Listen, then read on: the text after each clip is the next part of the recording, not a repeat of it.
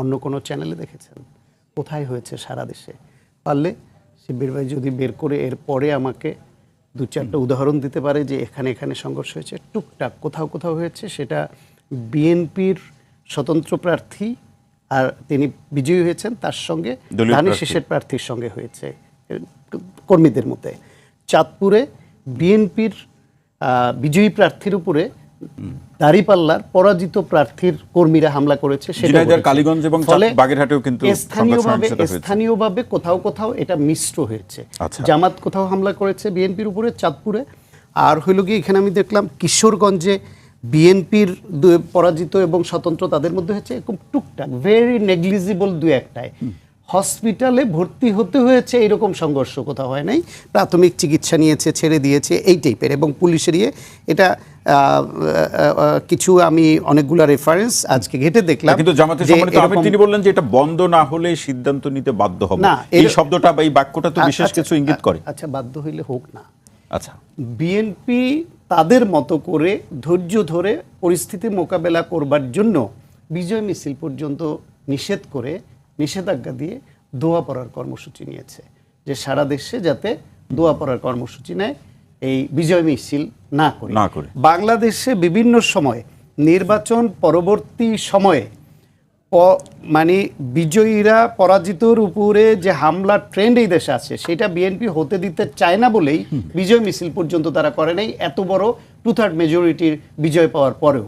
বাংলাদেশের সংখ্যালঘু সম্প্রদায় আতঙ্কে থাকে প্রত্যেকটা ভোটের পরে, তাদের সেই আতঙ্কগ্রস্ত অবস্থা যেন না হয়, সেই পরিস্থিতি সব দল যাতে বজায় রাখে, সে ব্যাপারে সব দলই সতর্ক। সুতরাং বাংলাদেশে এই নির্বাচনটা যেমন সুষ্ঠুভাবে হয়েছে, এখনও সেনাবাহিনী মাঠে আছে, এবং নির্বাচন পরবর্তী সহিংসতা মানে উল্লেখ করবার মতো ওই রকম সংঘর্ষ সহিংসতা কোথাওই হয়নি। শুধু এরা বলার জন্য সারা দেশে হয়েছে। সারা দেশের কয়টা জায়গায় আপনি 10টা নাম বলেন পারলে, 20টা নাম বলেন পারলে, 5 জন হসপিটালাইজড খুনির পর্যায়ে গেছে, সেটা বলে দাওয়া পাল্টা দেওয়া, চা খাইতে গেছে, এটা হয়েছে কি দেখেন, এই যে আমি নিউজ দেখছি এখানে, মানে চা খাচ্ছিল 3 জনে সকালে কালীগঞ্জ উপজেলার কোলাবাজারের খালকুলা গ্রামের ধানের শীষের স্বতন্ত্র প্রার্থীর সমর্থকদের মধ্যে সংঘর্ষের ঘটনা ঘটে। এতে ধানের শীষের সমর্থক রবিউল শেখ ও স্বতন্ত্র প্রার্থীর কাপ্পিরিস সমর্থক মোশারেফ শেখ ও ইব্রাহিম আহত হয়। এরকম টুকটাক ঘটনা কোথাও কোথাও ঘটেছে, যেটা গ্রহণযোগ্য। মিশ্র জামাত কোথাও আক্রমণ করেছে, বিএনপির কর্মীরা নিজেরা স্বতন্ত্র নিজেরা করেছে, বিএনপি কোথাও জামাতের কর্মীর উপর করেছে, এবং এটা খুবই নেগলিজিবল, খুব আমলের।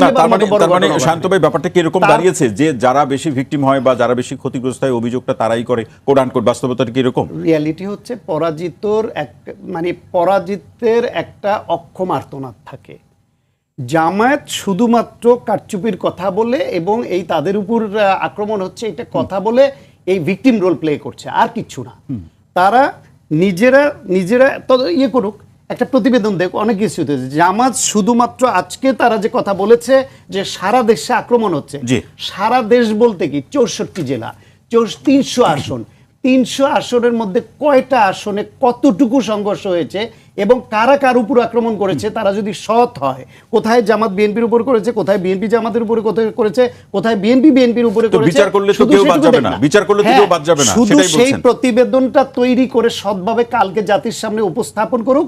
আমি নিজেও জামাতের পক্ষে কথা বলবো যদি তাদের বক্তব্যের সত্যতা।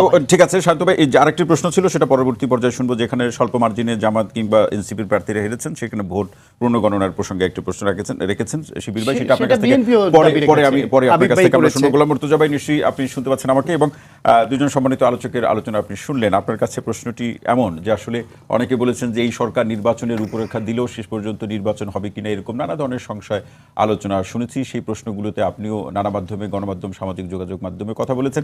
শেষ পর্যন্ত একটি গ্রহণযোগ্য নির্বাচন হলো, যে নির্বাচনে সবাই সন্তুষ্ট, দু একটি ছোটোখাটো বা কিছু দু একটি বলে ভুল হবে, ছোটোখাটো কিছু ঘটনা ব্যতীত। এই প্রসঙ্গে এই যে শেষ ভালো যার সব ভালো তার, এই যে প্রসঙ্গ, সরকার যে শেষে যে নির্বাচন অনুষ্ঠানের মধ্য দিয়ে অনুষ্ঠিত করার মধ্যে যে বাস্তবতা তৈরি করতে পারলো, বিশ্বাসের জায়গাটা তৈরি করতে পারলো, এই নিরীক্ষার সাথে নির্বাচনটি কেমন হলো আপনার দৃষ্টিতে? ধন্যবাদ আপনাকে, এবং যে 2জন সহ আলোচক আছেন তারা যে আলোচনা করলেন তাদেরকেও ধন্যবাদ।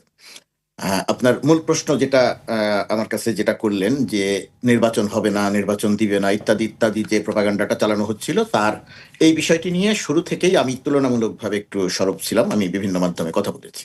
সেই জায়গার আলোচনায় আসার আগে আপনি এখানে যে আলোচনাটা শুরু করলেন, আমার দুইজন আলোচক, আমাদের সঙ্গে যে দুইজন আলোচক কথা বললেন, সেই জায়গাটি নিয়ে খুব সংক্ষেপে আমি একটু কথা বলতে চাই। জি, প্রথমত কথা, যদি আপনি নির্বাচনকে কেন্দ্র করে সাংঘর্ষিক অবস্থার কথা যদি আপনি বিবেচনা করেন, তাহলে আপনাকে বিবেচনায় নিতে হবে 1991 সালের নির্বাচন, 1996 সালের নির্বাচন, 2001 সালের নির্বাচন, 2008 সালের নির্বাচন।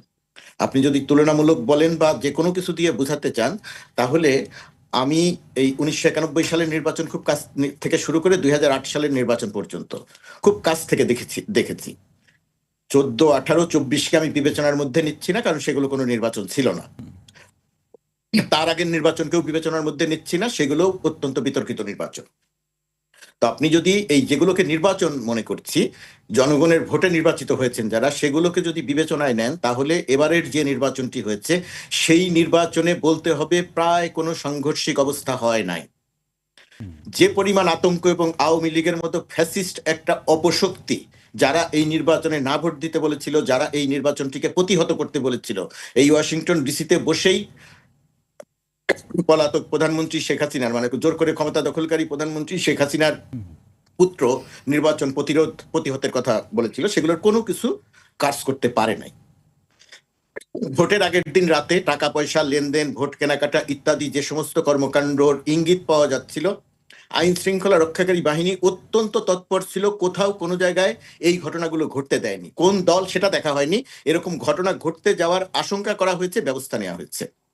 ভোট কেন্দ্রের আশেপাশে কেউ গিয়ে সামান্যতম কোনো কিছু করার চেষ্টা করেছে, ব্যালট পেপার ছিনতাই থেকে শুরু করে অন্য যে কোনো কিছু করার চেষ্টা করেছে, আইন শৃঙ্খলা রক্ষাকারী বাহিনী, বিশেষ করে সামরিক বাহিনী অত্যন্ত তৎপর ছিল, সেনাবাহিনী অত্যন্ত তৎপর ছিল। আমার চেয়ে আপনারা আরো বেশি ভালো দেখেছেন। তো সেরকম একটা জায়গাতে সংঘর্ষহীনভাবে জনগণের স্বতঃস্ফূর্ত অংশগ্রহণে ভোট না দিতে যাওয়ার আহ্বানের বিপরীতে জনগণ ভোট দিয়েছে। এই ভোটটি সংঘর্ষহীন হয়েছে। আর আপনি যে কথা বলছেন যে জামাত পরাজিত হয়েছে, আমি কিন্তু বিষয়টিকে সেইভাবে দেখি না। জামাত পরাজিত হয়েছে আমি সেটা মনে করছি না। ইতিহাসের সেরা ফলাফল করেছে জামাত, ইতিহাসের সেরা ফলাফল। এরকম ফলাফল আগের নির্বাচনগুলোতে যে গ্রহণযোগ্য নির্বাচন, মানে বিগত দিনে তাদের নির্বাচনের ফলাফলের সাথে তুলনা যে কোনো সময়ের সাথে জামাতের নির্বাচনের তুলনা করলে ফলাফল, আপনি যদি ভোটের পার্সেন্টেজ হিসাব করেন, আসন বাদ দিয়েও ভোটের পার্সেন্টেজ হিসাব করেন, তাহলে দেখবেন একটা আকাশ পাতাল ব্যবধান। সুতরাং জামাত পরাজিত হয়েছে ওইভাবে দেখলে হবে না। জামাত অত্যন্ত ভালো করেছে এই নির্বাচনটিতে, এটা একটা। আর সারা দেশে যে সাংঘর্ষিক অবস্থা, আমার কাছে মনে হয় এটা সুনির্দিষ্ট রিপোর্ট আসা উচিত। গণমাধ্যমের এখানে বিশাল বড় দায়িত্ব আছে। এখনো কিন্তু ডক্টর ইউনূসের অর্থাৎ অন্তর্বর্তীকালীন সরকার দায়িত্বের, বিএনপি সরকার কিন্তু দায়িত্বে নয়। অন্তর্বর্তীকালীন সরকারের আইন শৃঙ্খলা রক্ষাকারী বাহিনী যে দায়িত্ব পালন করেছে নির্বাচনের দিন, নির্বাচনের আগের দিন, তারা কিন্তু এখনো তৎপর আছে। সুতরাং যারা অভিযোগ করছেন, সুনির্দিষ্ট করে আইন শৃঙ্খলা রক্ষাকারী বাহিনীর কাছে, সেনাবাহিনীর কাছে অভিযোগটা করা দরকার, অবশ্যই ব্যবস্থা নেওয়া দরকার। অভিযোগ যাতে সুনির্দিষ্ট হয়। গোলাম মুর্তজা ভাই, অসংখ্য ধন্যবাদ। এই প্রসঙ্গগুলো ওই জায়গাটা নিয়ে কথা বলবো হয়তো পরের অংশে। নির্বাচন যারা চায় নাই, নির্বাচন হবে না বলেছে। জি, অসংখ্য ধন্যবাদ গোলাম মুর্তজা ভাই, অসংখ্য ধন্যবাদ শিবির আহমেদ। ডক্টর শিবির আহমেদ আসতে চাই, যেটি আমাদের দুজন সম্মানিত আলোচক গোলাম মুর্তজা ভাই এবং স্বাগত হোসেন সায়ন্ত, দুজনেই বললেন যে অভিযোগগুলো নির্দিষ্ট হওয়া প্রয়োজন। পাশাপাশি যেটা ডাক্তার সায়ন্ত বললেন যে দেশের কয়েকটি জায়গাতে ছোটখাটো বা বিচ্ছিন্ন ঘটনা কোট তাকে সারা দেশ বলে চালিয়ে দেওয়াটাও কিন্তু এক ধরনের সেই পুরাতন অভিযোগের রাজনীতি ফিরে আসলো কিনা সেটাও ভেবে দেখা প্রয়োজন। জি, ধন্যবাদ শান্ত ভাই। যেটা বলছিলেন যে কোথায় সহিংসতা হয়েছে, সংবাদে আসছে কিনা, আজকে সারাদিন আর টিভিতে আসছে কিনা, জিনিসটা একটু দুঃখজনক যে শান্ত ভাই কিছুটা ইগনোর করে যাচ্ছেন যে তেমন কোনো সহিংসতা হচ্ছে না, বা উনি বললেন যে হসপিটালে ভর্তি হতে হয়েছে, এরকমও হয় নাই, প্রাথমিক চিকিৎসা দিয়ে ছেড়ে দেওয়া হয়েছে। যদি প্রাথমিক চিকিৎসা দিয়ে ছেড়ে দেওয়া হয় তাহলেও সেগুলো আহত হওয়া এবং সহিংসতা হওয়া। আমি জাস্ট নিউজ ঘাটতেছিলাম, দেখতেছিলাম যে এই প্রথম আলো, ডেইলি স্টারের, ইত্তেফাকের নিউজের মধ্যে আমি দেখছি যে নির্বাচন পরবর্তী সহিংসতায় অন্তত 3 জেলায় আহত 18, বাগেরহাটে আহত 35, 20 বসতবাড়ি ভাঙচুর, মুন্সিগঞ্জে 1 জন নিহত, হালুয়াঘাটে 1 জন নিহত, ঝিনাইদহে সংঘর্ষে আহত 20, তারপরে এরকম আরও অনেকগুলো এরকম নিউজ আছে। দুটো হত্যার ঘটনাই আমরা দেখলাম আজকের কতক্ষণ আগের এই নিউজ মনে হয় এগুলো। মুন্সিগঞ্জে একজন নিহত, হালুয়াঘাটে একজন নিহত। যেখানে আমরা পুরো নির্বাচনটা করেছি, কোনো ধরনের নিহতের ঘটনা হয় নাই। এক শেরপুরে একজন জামাত নেতাকে হত্যা করেছে বিএনপির লোকেরা, এই একটা ঘটনা ঘটেছে, সেটাকে আমরা বলছি দুঃখজনক। সেখানে নির্বাচন পরবর্তীতে আমরা 2টা হত্যার ঘটনা আমি নিউজে দেখছি, আর হয়েছে কিনা সেক্ষেত্রে শান্ত বলছিলেন এখানে বিচার করলে সবাইকে ই করতে হবে। আমার প্রশ্ন ছিল পটুয়াখালীতে কি হয়েছে বলেন তো? এই যে অনেকগুলো এই যে আপনি সহিংসতা কি হয়েছে বলেন তো? আপনি যদি বলেন, আপনি বলতেছিলেন যে বিএনপি এবং বিএনপির স্বতন্ত্র প্রার্থীদের মধ্যে হয়েছে, সেটাও সহিংসতা। বিএনপির দুই গ্রুপের মধ্যে হলো সেটা সহিংসতা। এবং গত 1-1.5 বছরে রিসেন্টলি যে টিআইবি রিপোর্ট বলেছে যে এই 1.5 বছরে 600 সহিংসতার ঘটনা ঘটেছে, তার 550টা করেছে বিএনপি, মানে প্রায় 91%। এই যে বিএনপির লোকেরা লাগামহীনভাবে সহিংসতা করছে, বেশিরভাগই হচ্ছে অন্তর্কোন্দলে। এই সহিংসতা তো অন্য মানুষরা এফেক্টেড হচ্ছে। লাগামহীন ভাবে শব্দটাই ব্যবহার করলেন। লাগামহীন বলবো এই জন্য যে 600 সহিংসতার ঘটনা যদি দেশে ঘটে, তার 550টাই যদি একটা দল করে, তাহলে তো এটা তাদের লাগামহীন সহিংসতা করা হচ্ছে। কারণ সবাই মিলে মানে বিভিন্ন জায়গায় বিচ্ছিন্নভাবে হচ্ছে, সেটা আলাদা ব্যাপার। একটা দল যখন এভাবে লাগামহীনভাবে করছে, তখন সেটা ডেফিনেটলি একটা উদ্বেগের ব্যাপার। এবং নির্বাচন পরবর্তীতে এখন সহিংসতাগুলো হচ্ছে, যেই সহিংসতাগুলো হচ্ছে এখন, এগুলোর বেশিরভাগই যারা ক্ষমতায় আসা দল তাদের মাধ্যমে হচ্ছে। কারণ তাদের মধ্যে যারা নির্বাচনে ক্ষমতায় আসতে পারে নাই, বিরোধী দল, আমি মর্তুজা ভাইয়ের সাথে একমত যে এখানে জয়ী বা পরাজিত আমি বলতে চাই না। বিএনপিও তার ইতিহাসে সবচেয়ে বেশি ভোট পেয়েছে, আবার 54%। জামাতও তার ইতিহাসে সবচেয়ে বেশি ভোট পেয়েছে, প্রথমবারের মতো 40%, দুই দলের জন্যই। তো এই যে এই বিজয়ী হওয়ার পরে প্রতিশোধ প্রবণ হওয়া বা যারা ভোট দেয় নাই তাদের বাড়িতে হামলা করা, এ ধরনের ঘটনা ঘটানো, দাঁড়িপাল্লায় ভোট দেওয়ার জন্য হামলা করা, এই প্রবণতা যদি থাকে, তাহলে তো ওই যে আমরা নোয়াখালীতে যেটা দেখেছি যে ধানের শীষে ভোট দেওয়ার জন্য দর্শন করা, এ ধরনের ঘটনা হচ্ছে যে দাঁড়িপাল্লায় কেন ভোট দিল বা শাপলাকলিতে কেন দিল, তার উপরে হামলা হচ্ছে, বা প্রতিপক্ষের স্বতন্ত্র প্রার্থীর টেন্টের উপরে হামলা করছে। এই ঘটনাকে আমরা যদি নর্মালাইজ করি যে তো কেমন তেমন কিছু তো হচ্ছে না, তাহলে তো আমরা ঘটনাগুলোকে না, আবার যেটি শান্ত ভাই বলছিলেন, অথবা গণমাধ্যমের বিচার বিশ্লেষণ কিংবা এই নির্বাচন সংক্রান্ত বিষয়গুলো নিয়ে যে সমস্ত যারা গবেষকরা কাজ করেন, তাদের বক্তব্য হচ্ছে যে এই ধরনের ছোটখাটো যে ঘটনাগুলো, মাইনর যে ডিসপিউটগুলো, এগুলোকে বড় করে উপস্থাপন করে কি এখান থেকে 11 দলীয় জোট বা কোনো ফলাফল বা কোনো ফায়দা লাভ করতে পারবে? না, আমি এটার সাথে একমত না। আমি এই পয়েন্টে আমি জামাতকে বলবো যে কোনোভাবেই অভিযোগ করে কোনো অস্থিতিশীল পরিবেশ তৈরি করা বা নতুন গভর্নমেন্ট, আমি বলবো নতুন গভর্নমেন্টকে বিরোধী দল হিসেবে তার দায়িত্ব যেটা, সেই দায়িত্ব সঠিকভাবে পালন করা উচিত। কিন্তু 2 জন মানুষ খুন হওয়ার পরেও আমরা এটাকে বলতে পারি না যে এগুলো সাধারণ কোনো ঘটনা ঘটছে, যেখানে নির্বাচনের আগে মাত্র 1 জন খুন হয়েছে। জি, আমি শান্ত ভাই, আপনি শুরুর দিকে এই আলোচনায় তো আপনি কিছু অবশ্যই বলতে চাইবেন, সেটা আমরা শুনবো। কিন্তু আগের একটা প্রশ্ন ছিল যে সমস্ত জায়গাগুলোতে স্বল্প মার্জিনে জামাত কিংবা এনসিপির প্রার্থীরা হেরেছে, সেটি পুনর্গণনার কথা বলেছেন। না, ওইটা বলছি যেহেতু রিলেভেন্ট বলে এটা আগে বলি। এই যে দেখেন, অনুসন্ধানী সাংবাদিক জুলকারনাইন নাইন অনেকগুলো রিপোর্টের কম্পাইলেশন এখানে দিয়েছেন। এই সহিংসতার জবাবে কি বলেছে সেটা, এখানে 2 পক্ষেরই পাল্টাপাল্টি হামলা, মারধর এইসব আছে। পটুয়াখালীতে বিএনপির কর্মীদের বাড়িঘর ভাঙচুর করে লুটপাট করেছে জামাত, সেই রিপোর্টও এখানে আছে। চাঁদপুরে পরাজিত জামাতের কর্মীরা বিজয়ী বিএনপির উপর হামলা চলেছে, সেটা আছে। আবার বিএনপির একে অপরের বিরুদ্ধে আছে, বিএনপি জামাতের উপর হামলা চালিয়েছে, সেটা আছে। সেটা বলছি যে বাংলাদেশে এইরকম, এটা অনাকাঙ্ক্ষিত, কিন্তু এটা খুব ম্যাসিভ আকারে অতীতের মতো, অতীতের ধারে কাছেও যায় এরকম হয় নাই যেটাকে ইস্যু করবার মতো। এবং এটা একটা আইন শৃঙ্খলা পরিস্থিতি। সরকারে অন্তর্বর্তীকালীন সরকার এখনও সেনাবাহিনী মাঠে, এবং যেখানেই এরকম সংঘর্ষ ঘটছে, কিছু কোনো ঘটনা ঘটছে, সেইখানেই এইটা সেনাবাহিনীর হস্তক্ষেপ এবং আইন শৃঙ্খলা রক্ষাকারী বাহিনী হস্তক্ষেপ করছে এবং নিয়ন্ত্রণে আনছে। ফলে এইরকম অতীতের শিখিয়ে না কেন 1%ও ঘটে নাই। কিন্তু জামাত যেটা করছে, একদিকে বলছিলেন যে প্রায় 500-র মতো সহিংসতার ঘটনা ঘটিয়েছে, 200-র কথা বলেছি, 200-র মতো জামাত ইন্টারনালি রিপোর্ট করছে, তাদের কাছে যে অভিযোগগুলো আসছে 200-র মতো ঘটনা সারা দেশে ঘটেছে। সবগুলো মিডিয়ায় আসেনি, বিভিন্ন জায়গায় হামলা হচ্ছে, বাড়িঘরে হামলা হচ্ছে। জামাতের রিপোর্টে জামাতের কাছে, জামাতের যে সেল আছে তাদের কাছে অভিযোগ আসছে, বিভিন্ন জায়গায় বাড়িঘরে হামলা করা হচ্ছে। জামাত যদি বলে 200 তাদের সেলে আছে, আপনি যদি সেটা বাদ, আমি বলছি এখানে যেগুলো আছে সেটা প্রকাশ করে দেখ। আমরা সেটা নিন্দা করি আরো বড় না, করে। আপনি আমি যেগুলো এটারও আছে নিন্দা এগুলো না। করছি। যেগুলো আছে আমি এগুলোই নিন্দা করেন। যেটুকু ঘটেছে এটুকুরও নিন্দা করছি। জামাত করেছে, বিএনপি করেছে, একে অপরের উপরে করেছে, কে কম করেছে কে বেশি করেছে, সেটার থেকে বড় কথা উভয় উভয়ের উপরে যে আক্রমণ করছে এইটা গ্রহণযোগ্য নয়। এই নির্বাচন তো আমরা এবার করি নাই, জি। এই পরিবেশ তো আমরা চাই না, নিন্দা করছি। কিন্তু যদি ওরকম 200-র পরিসংখ্যান নিয়ে আসে তাহলে জামাতের উচিত সেই তথ্যসূত্র ধরে সংবাদ মাধ্যম এটা পাঠিয়ে দেওয়া যে এই 200 জায়গায় এটা হয়েছে। আমরা তো সংবাদ মাধ্যম সেটা ইনভেস্টিগেট করে দেখুক, আইন শৃঙ্খলা রক্ষাকারী দেখুক। এখন বিএনপি আবার বলবে 500 জায়গায় জামাত বিএনপির উপরে হামলা চালিয়েছে, তাদের অফিস সূত্রে তাদের কাছে আছে। আমরা ওই গোপন অফিস সূত্র গোপন মেনে না। তো লাভ নাই। আপনারা জাস্ট এটা এক্সপোজ করে দেখ, এক্সপোজ করলে আমি নিজে ওই শিবির ভাইয়ের সঙ্গে তাল মিলাই আমি নিন্দা করব। এবার আসি যেখানে মার্জিনাল আর্জিত, সেখানে কারচুপির অভিযোগ এনেছে। আমি আপনাকে বলি, আজকে বহুজন আমাকে বলছে যে জামায়াতের আমিরের আসনে রাতভর দেখলো পরাজিত হচ্ছে, পিছিয়ে আছে। তারপরে হচ্ছে বিভিন্ন জায়গায় ভার্চুয়াল মিডিয়া এখানে খুব দায়িত্বশীলরাও পোস্ট দিল উনি হেরেছেন। ভোর রাতে কিছুক্ষণ ঘুমালাম, সকালে ওঠার পরে দেখি উনি জিতেছেন। ঘটনা কি? এখানে কোনো নেগোসিয়েশন হয়েছে নাকি? মানে এই দিক ওই দিক দুই দিক মিলে না, যে এই একই ধরনের সাধারণ আলোচনা তো ঢাকা আটেও আমরা শুনলাম। বলছি ওইটাও হ্যাঁ একই রকম বলেই বলছি যে জামায়াতের সাধারণ সম্পাদক সেক্রেটারি জেনারেল হেরেছে, তা আমিরও যদি হেরে যায় তাহলে বিরোধী দলীয় নেতাও তো লাগবে একজনকে। কোনো নেগোসিয়েশন হয়েছে কিনা? এগুলো হলো গুজব, ডালপালা। বাংলাদেশে এইবার যেইভাবে জি। দুই পক্ষ একই রকম শক্তিশালী ছিল, দুই পক্ষের এজেন্ট একই রকম শক্তিশালী ছিল, একই সঙ্গে তারা ভোট গণনা করেছে, ভোট গণনার শিটে রেজাল্ট শিটে স্বাক্ষর করেছে, সেইখানে খুব সহজ যদি কোথাও মনে হয় যে গণনায় এরকম রেজাল্ট পাল্টে দেওয়া হয়েছে, তাহলে ওই যে এজেন্টদের কাছে যে কেন্দ্রভিত্তিক শিটগুলো আছে এটা যোগ করে তারা দেখিয়ে দেখ যে আমাদের গণনায় আমার প্রার্থী এত পেয়েছে কিন্তু রেজাল্টে দেখাচ্ছে এত, এটা ভুল হয়েছে। এরকম একটা এক্সাম্পল পেয়েছেন আপনি? একটাও পেয়েছেন? যেহেতু একটাও দিতে পারছেন। আর এই অভিযোগ শুধু বিএনপির বিরুদ্ধে জামাতের না, পাবনায় হাবিবুর রহমান হাবিব ভাই তিনি আজকে আবেদন করেছেন পুনর্গণনার জন্য।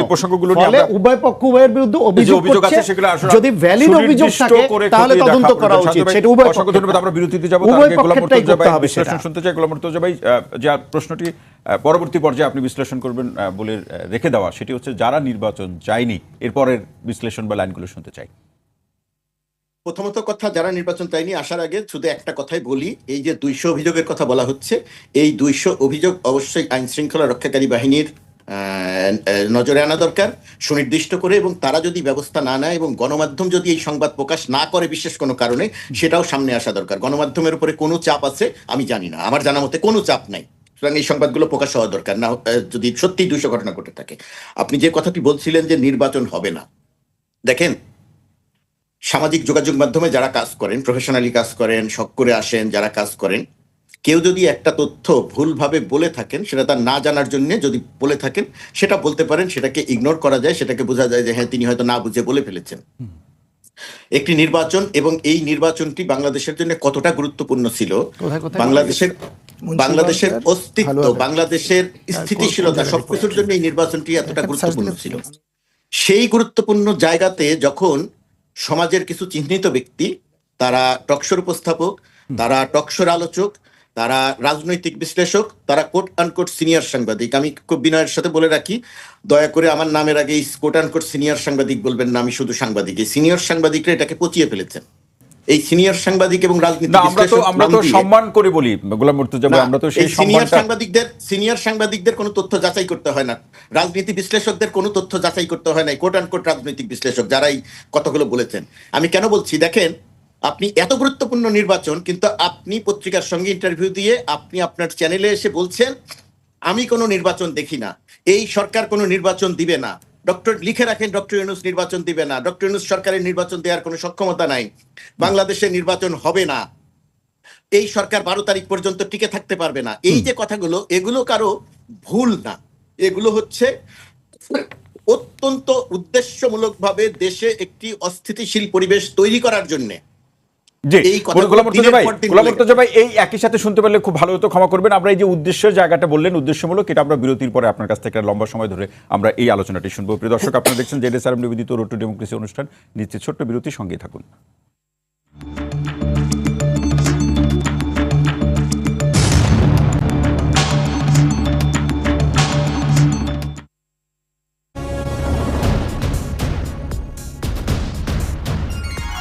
অনুষ্ঠানে